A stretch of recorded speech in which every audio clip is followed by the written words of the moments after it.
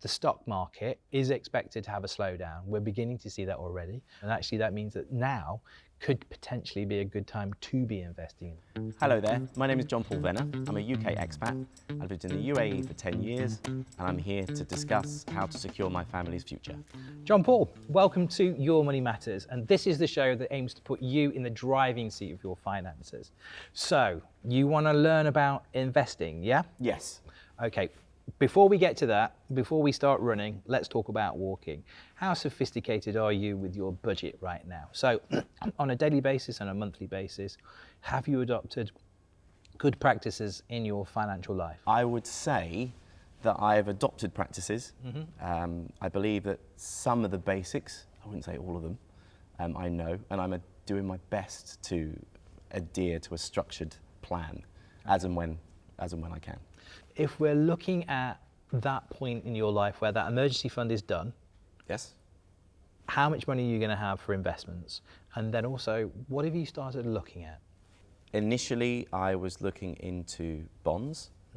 I was also looking into management funding of a portfolio, but I don't really know much about them. I've done a little bit of research, but I wouldn't say that I'm proficient enough to even dip my toe in the water at this point. The great news is it has never, ever been easier to invest. The flip side of that means that there are a bewildering array of options out there. I think the first thing you need to be looking at is how much money do you have to invest? Good metric for you is 15 to 20%. If you, once you've paid off your credit cards, can look at 15 to 20% going into investment, portfolio, whatever product you decide that's right for you, that's a good metric to have. Where's your comfort level at? At the moment, I think it would be very sensible for me to take the least option.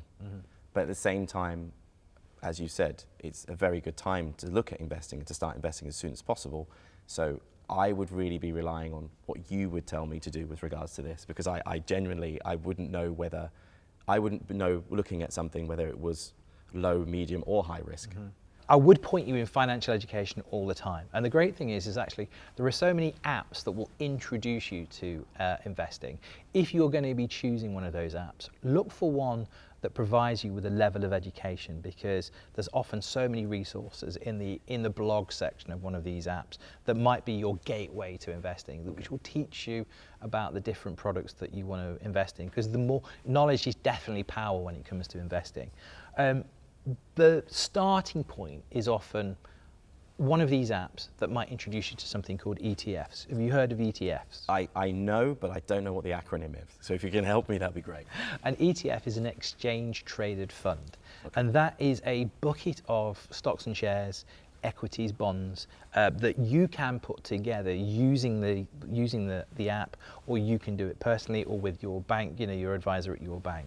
It's a really interesting thing that people now look at with ETFs, because you can design them how your values fit. Okay. So, for example, are you somebody that's invested in the planet? Do you have reasons to be a conservationist? Yes, so my daughter, who's very young, she's only 8, okay.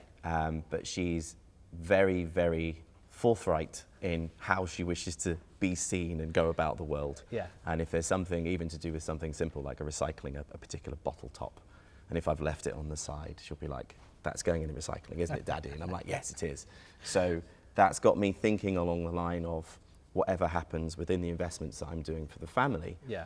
As I move forward, what impact are those investments having on the planet? Yeah. So that is definitely something I'm looking into. What's really interesting, particularly with ETFs, is that you can actually design these so that your bucket of stocks and shares, you're picking companies there are green ETFs, there are also ESG compliant ETFs. Okay. Now ESG is a big thing in the corporate world. It's environment, social and governance.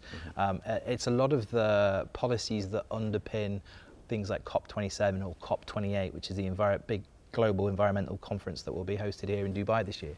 Okay. So you can pick a basket of companies whose values align with your daughter and your So you know that these are companies that are looking after the planet, that have policies in their supply chain sometimes. So they only work with really good companies as well, who have high environmental standards and who comply to all of the various different moral and ethical legislations. So you can make an empowered decision to invest in stocks that gel with your values. And while we're on the subject of that, ETFs are very similar to something else you might see called mutual funds.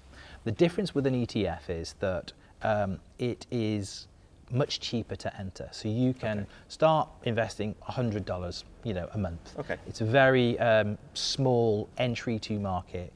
You can often buy them via apps, and they're often very passive. And passive means you buy it, you put the money in, and it kind of sits there, and the stock market does what the stock market does. Okay. Active investment is when you've got somebody that's looking after your portfolio, or indeed you may be choosing to look after your portfolio, but then you or somebody else is making decisions on what stocks to be buying and selling, which then you've got to rely on either your judgment or that person's judgments. The other aspect is the mutual fund. It normally has a much higher threshold in terms of market entry. So you might have to invest a minimum of $3,000 to get into there.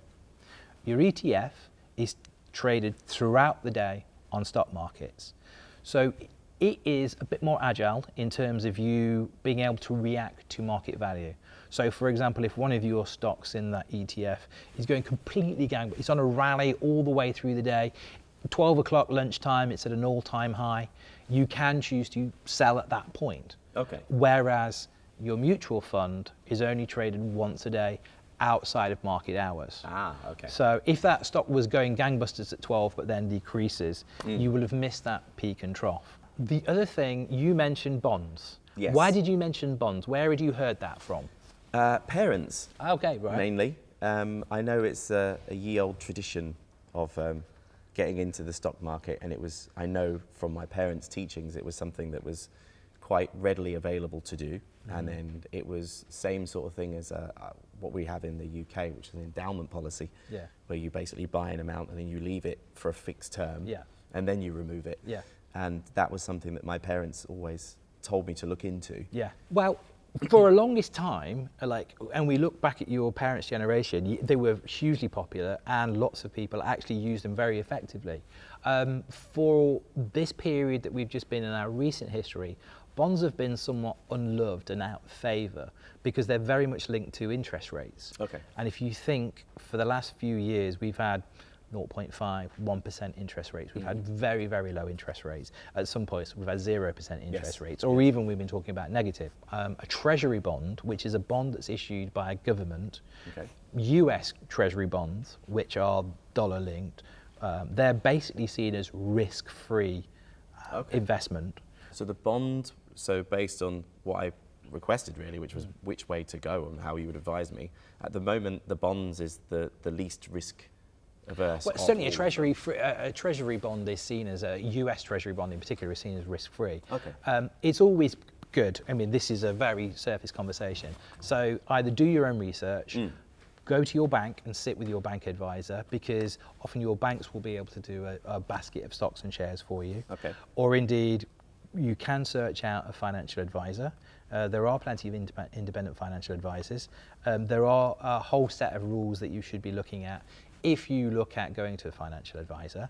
There are some very good ones out there, and there are some very ill-educated ones out there.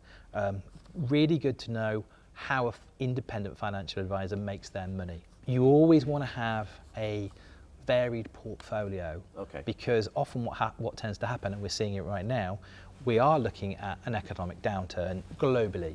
The UK and the US are very likely to slip into recession over the next 12 months. And I think the UK is even longer. So the stock market is expected, which has had a 14-year run of being absolutely amazing, is expected to have a slowdown. We're beginning to see that already. That doesn't mean that you shouldn't invest in them, and actually that means that now could potentially be a good time to be investing in the stock market. I was going to say, is it a good time if they're going to be But low? always have that varied portfolio, because when one does well, the other one might not be doing so well. Or actually the flip of that, when one's not doing well, the other one often is. Okay. So my last question to you, you started this conversation with I want to be more about my family's, financial future. Yes. Okay. How much have you thought about your future in terms of your life after retiring? You're young, you're handsome, sickeningly talented. I'm sure you've not even thought about when you're going to stop working. But what happens after you do? It's a very good question. It's something that every year that passes is something that pops in my head a little bit more. Mm-hmm. And the older my daughter gets, the more serious the question starts to become a bit brighter in my mind. So from an investing point of view, yes, I'm definitely looking into securing the future of my family long before I'm gone. But it's more of, I'm not, it's just a subject I really haven't researched enough. And it's still quite scary, to be honest. I don't want to think about having to retire. It can, well, yeah. And the more I'm old. The more the salt and pepper gets into the beard, the more you begin to think about it. No. It's never too early to start thinking about what happens after you retire, because often that can bring the window of when you retire forward, because you've taken control. Again, the great news is you are the star pupil so far in that you have already become aware of investing. Now, just a few facts around what you're likely to need when you go into that retirement, which is where the kind of that scary figure is, but you are taking control, is the common wisdom says that think about your expenses now, think about your lifestyle now, what it costs. You really genuinely want to have 70 to 80% of that per year times 25, which I'll let you do your, it's a big number, it's yeah? a very big number. How are you going to get to that number? Right now, that seems like climbing Everest. Yes. Okay, if you ever talk to a climber who's about to climb Everest, or if you ever talk about any of the people that talk about goals, I'm specialists in goals, they say you set a goal, so you're aware of that there's Everest the peak, but when you climb to the top of the mountain, you don't climb looking up all the time. Because if you did, you would just get so overwhelmed and so demoralized at the height that you've got to go. All they do is put one hand in front of the other, doing the right thing over and over again. Okay, yeah, I see that. What you need to do and what you're about to do, and bravo to you and your family, is you're about to start taking those steps. And you'll be surprised how far those steps will take you. Okay. And then over the next 5 years, 10 years, 15 years, those investments should put you in the driving seat where all of a sudden you begin to see how you're going to scale to the next peak and to the next peak until you're there. But never too early to start. But also never too late to start as well. True, very true. I should have started 20 years ago, but it's all right, we'll start now. So what are your takeaways from this conversation? What do you think we've learned? It's three main things, really. Yeah. First one, I'll start from what we've just said, and that is that from a retirement point of view, it's better to start as soon as possible, which is something I've never really thought about it in that way. Putting one foot in front of the other with regards to investment is definitely something that I'm on the verge of doing, but I think living in somewhere that we're surrounded by coastline, I think I'm looking to make a footprint in the sand instead of leaving it just hardly scuffed by my foot. I think I need to start making proper footprints to those goals. And the third one was the variety of investment that you could now do. Yeah. I had no idea. There was nothing I've even attempted to read which would show me that there's a sustainability and environmental factor of the investments that I could make. I would never have thought of beautifully investing in something. Yeah. And that's the way I would kind of take Amazing. That away. And that for me is the, I love, this just blew me away. I love this idea of the fact that you can invest in your family's future, but you can also have this investment in your family togetherness as well. That'd be great. I'm looking forward to it. John Paul, thank you for joining us on Your Money Matters today. It's been very much. A genuine pleasure talking to you. Thank you very much. Thank you very much for everything you said. It's been